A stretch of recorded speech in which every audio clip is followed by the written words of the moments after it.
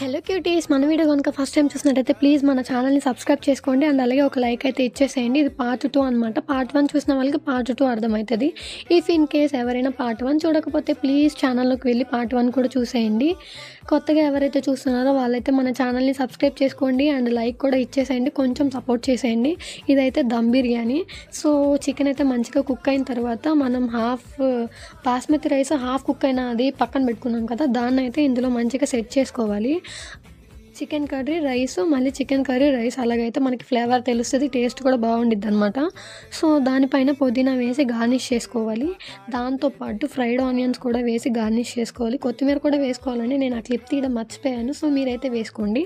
And ఇంకా ఈ దమ్ బిర్యానీలోకి మనకి చికెన్ కర్రీ కావాలి కాబట్టి ఇక్కడైతే చికెన్ కర్రీ చేస్తున్నాను.